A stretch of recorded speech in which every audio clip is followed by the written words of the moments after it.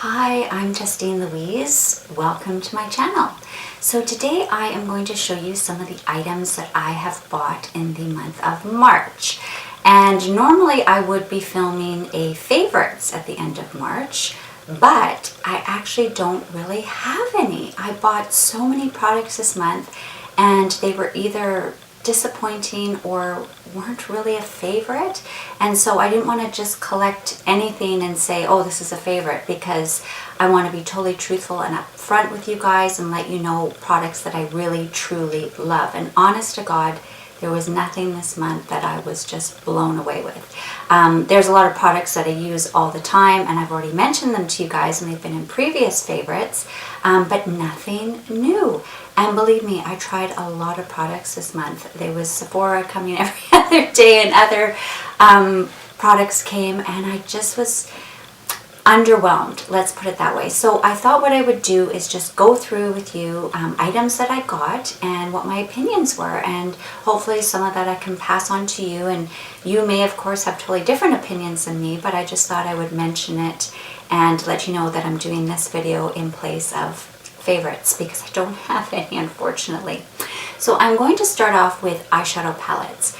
I actually was going to do tutorials on two of them, but I was underwhelmed by both of them, so I didn't really want to post a negative review, for one, and second of all, I don't really feel I'm qualified to give a expert type of opinion on eyeshadow products. One, because I'm not a makeup artist, I'm a novice when it comes to eye looks, and second, I'm blind in one of my eyes. So putting on eye makeup is sometimes a bit of a challenge, especially false lashes. If you're wondering why I don't wear them, it's very, very hard to put false lashes on an eye when you're totally blind. Anyway, that's another reason I don't feel I'm really qualified to give a eyeshadow review. And lastly, I don't have the best brushes. I admit it. I will spend money on all my stuff, my hair products, my tools of all sorts except brushes. And I do know I need to address that, so I will start incorporating some higher end brushes into my collection. But I am in a bit of a conundrum because a lot of the top eyeshadow brushes that have the best reviews are not cruelty-free. Now, I am trying to incorporate more cruelty-free products into my makeup collection and hair, but one thing absolutely is there's no hair. I'm not going to use real animal hair. I don't wear fur, so why would I use animal hair brushes? Now, I do own some from years and years ago, and I'm not going to throw them away, but I'm not going to repurchase any animal hair products. So I am on the hunt, and I know Sigma is really good, so I do own actually a couple of Sigma brushes, but I am on the hunt for some good cruelty-free eye brushes in particular. So if you know of any, please let me know. So without further ado, let's get into eye palettes. So the first one I actually don't even own anymore. I decluttered. I didn't return to Sephora. I actually sold it because I hate returning items that are good quality, but they just don't work for me, because they just throw them in the garbage. So the first one is the new BECCA, I think it's Ocean Jewels eyeshadow palette. I'll insert a photo here. It was beautiful. I do own the Christmas one, and I love it. I do love a sheer wash of color on my eyes.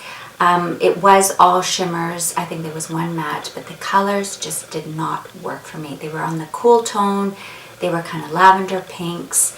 And they, no matter what I did, I just couldn't make those colors work for me. It was nothing to do with a quality issue. It was a beautiful palette, and as BECCA normally is, and I do enjoy BECCA eyeshadows, but it just didn't work for me. So I decluttered that one.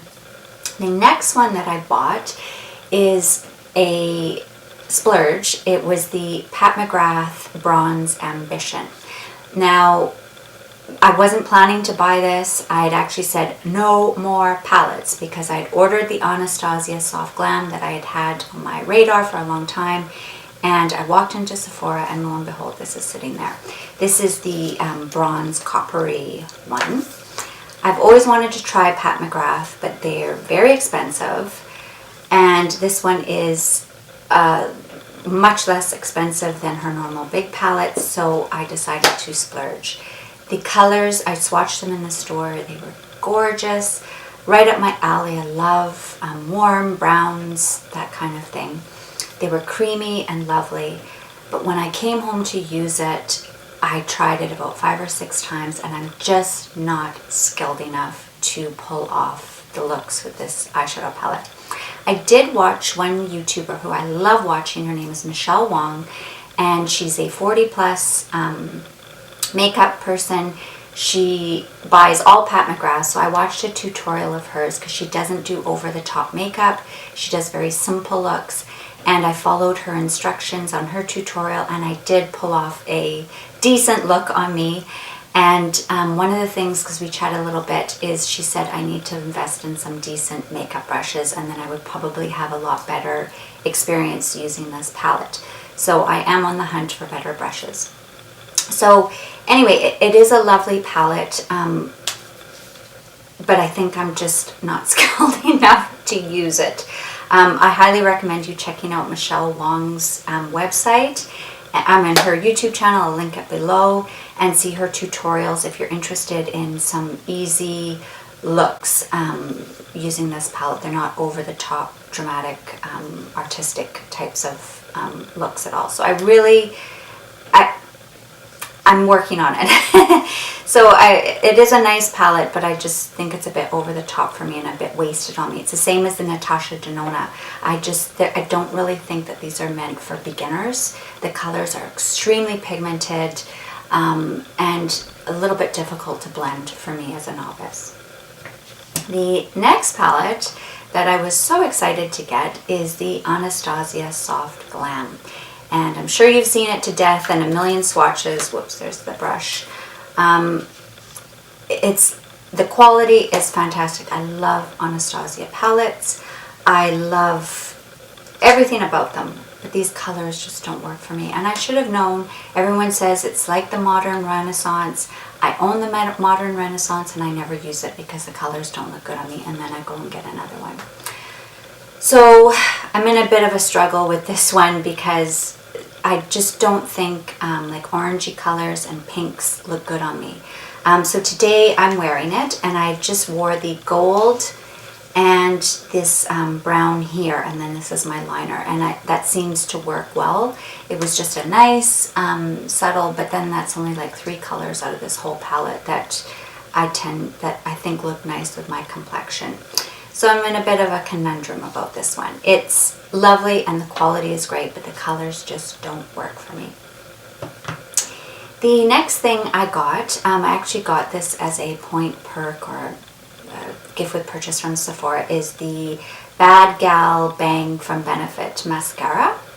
Now I love a thick mascara. I love when my eyelashes look like tarantula legs. I do like thick and long, but it's a really bendy tube, so I'm not, or bendy wand, which I'm not crazy about. It's very long, so I found I kept hitting the sides, and I just wasn't crazy about this wand. And lastly, it was all above my eyes by 2 hours later. I have very oily eyelids, and that is a problem for me with a lot of mascaras, and this is one of them. So if you have that same problem where your skin is oily and you get a lot of transfer on your eyelids, I would steer clear of this one for sure. The next one, and I actually have a full review on it, is from Charlotte Tilbury. It's her Hollywood Flawless Filter. It's a primer. It's something you can mix with your foundation for radiance, or you can use it as a highlighter. I still don't know if I really like it. It's very, very shimmery, which I knew would happen, and I knew it would be very greasy, for lack of a better word. I've seen a lot of reviews that say that, and those kind of things tend to not be my friend because I am a shiny, oily person before I even get started with my makeup. So adding more shine, I need to be a little bit more strategic with it. I have been using it though, and I've actually also used it alone, almost like a tinted moisturizer. I'm actually on the hunt for a beautiful Radiant Tinted Moisturizer. I haven't found one that I particularly like, and I don't want to just try any old thing. So I'm kind of on the hunt for that, watching reviews and things. When I went to Australia, my sister-in-law was wearing one, and it was a Dior, and it was in a tube, and it looked lovely. You could see her skin, but she just had a nice peachy glow with a bit of shimmer, and I loved it. And I borrowed it from her. It was the wrong color for me, but I loved it. But unfortunately, it was discontinued, so that was her last bottle, and she's on the hunt for something new. So I'll have to ask her if she did find a replacement. But it was lovely. And this actually kind of is the same. So I have actually enjoyed using this totally on its own, but not on a full makeup day. Just something just to kind of get by and just look a little bit dewy and glowy. So the jury's still out on that. I'm going to use it up. I probably wouldn't repurchase it, and I don't highly recommend it. It's okay. And let's just leave it at that. The next item is from Marc Jacobs, and I did actually post a full review, so I'll leave that down below. And it's the Cream and Sugar Lip Set. And I have really been enjoying this. I know they're minis, but I really like it. It's a nice little trial set. I rarely go through a full tube of lipstick or lip gloss because I have so many, and I'm always changing, trying new ones. So I don't mind the small size. I'm wearing it today, but I am wearing a different gloss on top. I'm not using the Cream and Sugar. So I've really enjoyed using it. It's not one I wear every single day, but I have been wearing it quite a bit and enjoying it. So if you want to see more of an in-depth review, I'll link that below. The next thing I bought was also from Marc Jacobs. It was a coconut set, and I love the box. It comes with a full-size setting spray, the coconut setting spray, full-size primer, full-size liquid highlight, and a mini size of the lip gloss in French Tickler. Now, I did a full review. I'll either post that before this video or after, but it's going to be up soon. And I'll go into detail on my opinions of each product. But in a nutshell, it's a great value. These are all full-size items with the exception of the lip gloss for a much lower price point. So if these are tried and true products of yours that you really, really love, then this is a great deal for you. Or if you want to dip your toe in the Marc Jacobs coconut line and want to try some of the things at a lesser price point, this is a great way to do that. But I wouldn't recommend them as this is the best setting spray or primer or highlighter I've ever used. They're not that great, in my opinion. They're not something I would repurchase, let's put it that way. They're okay, I'm going to use them up. It's a great value, so I'm getting a good opportunity to try the products, but they're not the best primer or setting spray or anything that I have used before. Even the lip gloss, as much as I love the Marc Jacobs lip glosses, this is just really, really sheer, so I prefer a little bit more pigment. So another item I bought this month, I actually bought this from my hairdresser, but they do sell it at Sephora now, and it's OLAPLEX. I actually had the full treatment done at my hairdresser's a couple of weeks ago when he colored my hair, and I took a bottle of the take-home deep conditioner to use at home, and I actually used it today, and I actually really like it. I've only used it once, so I can't give you a full opinion, but this area of my hair tends to be really dry, and I focused a lot of the conditioner right here, and I don't have that same crunchy, dry look just in this one spot. So it seemed to really smooth that out and moisturize it. It is a little different than how you normally use a deep conditioner. You actually use this pre-shampoo.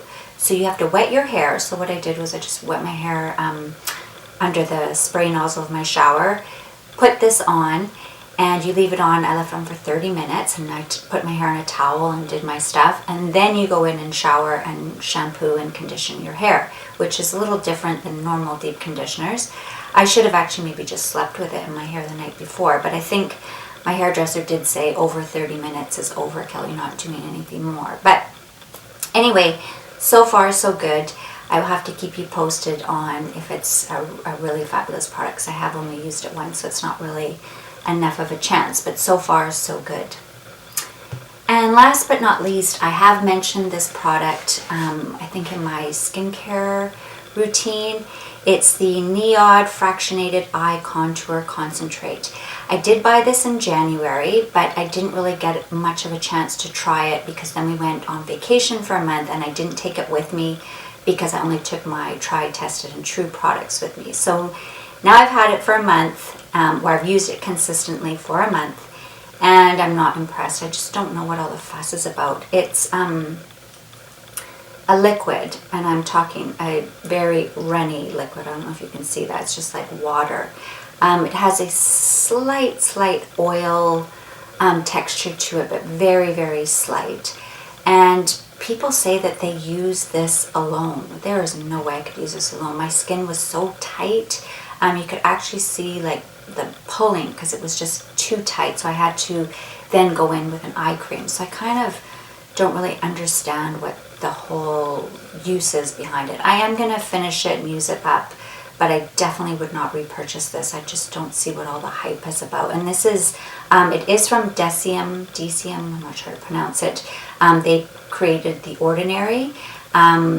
This isn't from the Ordinary line, so it's not that inexpensive price point. This is actually quite expensive, and I'm just not impressed. So anyway, I'm going to get through it. I'm just using underneath an eye cream every morning, and that's that. So if you need something potent, I think the majority of the people that I've seen that have used it are in their 30s, and I'm now heading towards mid to late 40s, so I need something more potent, and that's just not potent enough. So it was a bit of a miss for me. So as you can kind of see, the way that this video went, not anything was really a standout, so that's why I just couldn't do a favorites this month. But that's all the products I bought this month, and unfortunately none of them are standouts. But next month is April, and there should be a VIB sale. I haven't heard when yet, but it's usually early April. So hopefully I will get some good products so I can do a favorites for the month of April, because it is really sad that I don't have one. But anyway, these are the products I bought. I hope you enjoyed it. If you did, please click like. And if you want to see more beauty videos or lifestyle, travel, anything like that, and see what I'm doing, please hit the subscribe button and the notification bell so you stay up to date with all my latest videos. Thank you so much for watching, and I hope to see you again soon. Bye.